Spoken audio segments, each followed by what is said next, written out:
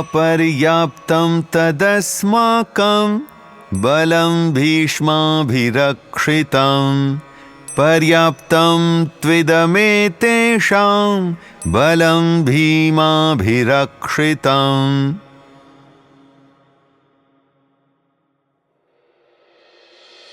कौरव पक्ष की सेना के कुछ महारथियों का नाम लेने के बाद अब दुर्योधन बताते हैं कि आखिर उन्हीं का पक्ष क्यों जीतेगा।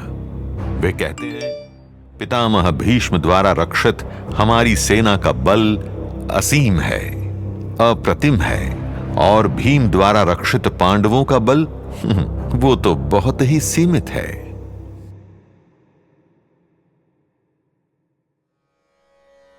दो कारणों से दुर्योधन इस युद्ध में अपने बल और सामर्थ्य को असीम मान रहा है।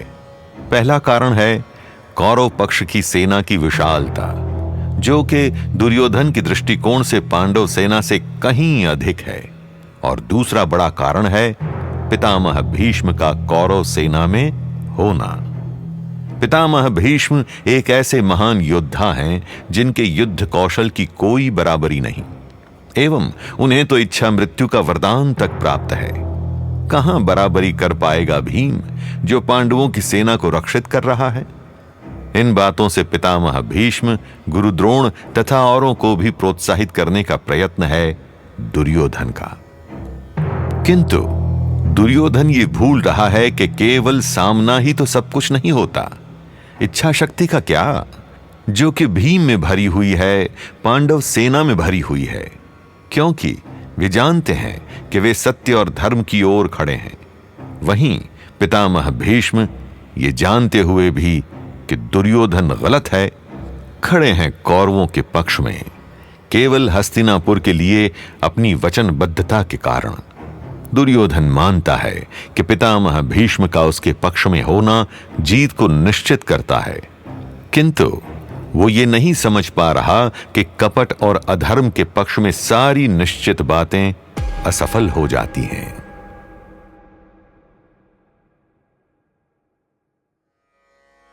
जीवन में सफलता के लिए जहां एक तरफ क्षमता और कौशल का महत्व है, वहीं दूसरी ओर जीवन के प्रति आपका रवैया, आपका दृष्टिकोण भी महत्वपूर्ण है।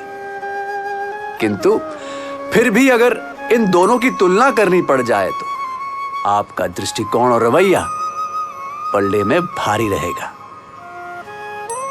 आप जानते हैं, ऐसे कई लोग हैं जो बड़े प्रतिभाशाली होते हैं, किंतु जब असफलता ने उन्हें झुकाया तो फिर वे झुके ही रह गए, खड़े ना हो पाए।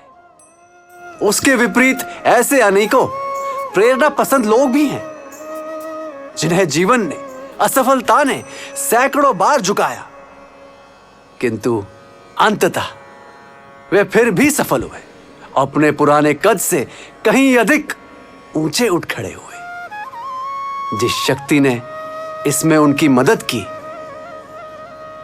वो थी उनकी इच्छा शक्ति, उनका दृष्टिकोण, निरंतर अपने आप को सुधारते रहने की लालक, निरंतर सीखने की चाह।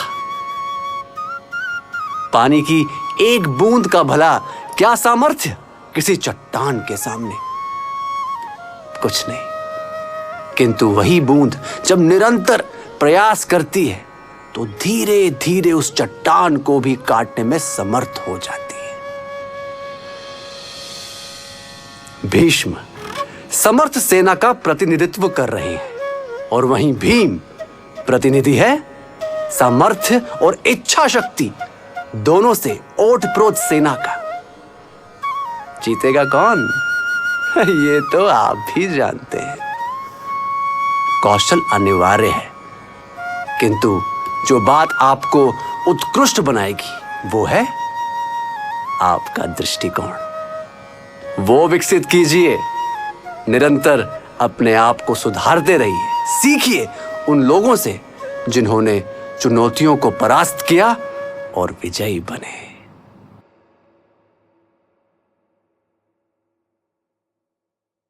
पितामह भीष्म ने कौरवों की ओर से युद्ध करने का निर्णय लिया था।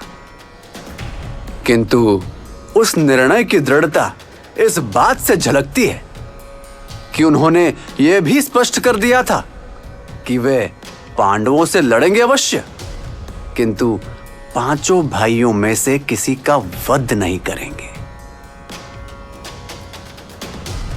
क्यों नहीं था उनमें दृढ़ निश्चय पांडवों के विरुद्ध? क्योंकि वे जानते थे कि वे स्वयं भी तो आज विवशता के चलते अनैतिकता और असत्य का साथ दे रहे हैं। कैसे आएगा दृढ़ निश्चय? और वहीं पांडव सेना को रक्षित करने वाला भीम दृढ़ था अपनी नैतिकता के कारण। अब आप इसे उदाहरण से समझिए। किसी भी विशाल इमारत का केवल बाहरी ढांचा ही हमें दिखाई पड़ता है, किंतु वह इमारत खड़ी रहती है अपनी मजबूत नींव के कारण। ठीक उसी प्रकार कौशल बाहर से दिखाई पड़ता है, किंतु नैतिकता तो मजबूत नींव है जो व्यक्ति को सही मायनों में अडिग बनाती है। स्वयं में, अपनी संतान में, परिवार के छोटों में अच्छी नैतिकता के बीज बोइए। यही बीज अंकुरित होकर बनेंगे एक ऐसे विस्तृत और विशाल वृक्ष जो न केवल स्वयं शक्तिशाली हैं, किंतु औरों को भी निर्बल छाया प्रदान करता है। विवेक के ध्रुव तारे से उन्हें अवगत कराइए, जो कभी उन्हें दिशाहीन नहीं होने देगा, सदैव मार्गदर्शन करेगा।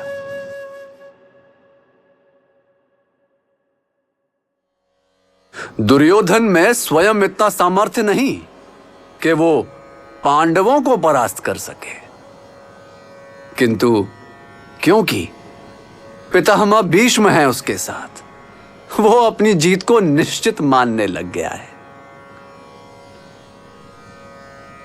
यूं किसी और की शक्ति को ऋण पर लेकर, उस पर आश्रित होकर जीत के स्वप्न देखना कितनी बड़ी भूल है ये। किसी का समर्थन लेना और उन पर आश्रित हो जाना, इन दोनों बातों में रात और दिन का अंतर है। किसी पर आश्रित मत रहिए। हां, समर्थन की आवश्यकता पड़ सकती है, किंतु वहां भी यह जान लीजिए कि समर्थन का आधार है विचारों का मेल खाना, उद्देश्यों का मेल खाना। अगर विचार नहीं मिलेंगे, उद्देश्य अलग हो जाएंगे, तो समर्थन भी कमजोर हो जाएगा। पानी और तेल की प्रकृति एकदम अलग है। वो साथ रहें भी तो तब भी मिल नहीं पाएंगे, ना एक दूसरे का समर्थन ही करेंगे। उन लोगों को अपने पास जोड़िए जो मानसिक स्तर पर आपके साथ हों, आपके उद्देश्य को अपना उद्देश्य मानते हो। विवशता में आपका साथ देने वाले आपको जीत के द्वार तक कभी नहीं ले जा पाएंगे। व्यवसायिक जीवन की बहुत बड़ी सीख है ये।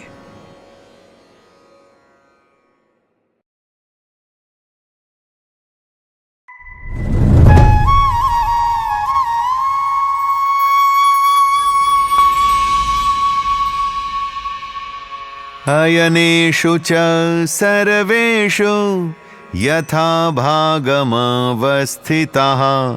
भीष्ममेवाभिरक्षन्तु भवन्तः सर्व एव हि।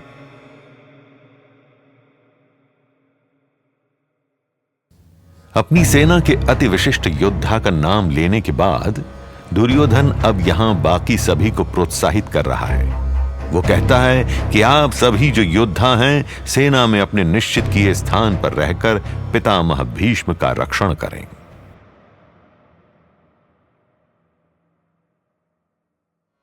कुछ भी कहिए, दुर्योधन चतुर तो है। अभी कुछ देर पहले ही उसने अपनी सेना के उन सभी योद्धाओं का नाम लिया था जिन्हें खास अनुभव करवाकर अपनी ओर रखना चाहता था। तो अब यहां वो बाकी सभी को संबोधित करके उन्हें योद्धा बुला रहा है, सेना में उनके स्थान के महत्व का आभास करवा रहा है। पितामह भीष्म महानतम योद्धा हैं, कौरवों की सेना के सेनापति हैं, परंतु उससे भी कहीं बड़ी बात, उन्हें इच्छा मृत्यु का वरदान प्राप्त है। उनकी इच्छा के बिना वे मरेंगे नहीं। ऐसे में पितामह भीष्म का किसी भी सेना के साथ होना उस सेना को अजेय बना सकता है, और ऐसे योद्धा की रक्षा करना जीत की संभावना बढ़ाता है और बड़े गर्व का काम भी है। वो कह रहा है कि आप सभी योद्धा हैं और इस युद्ध में आप सबका स्थान अति महत्वपूर्ण है।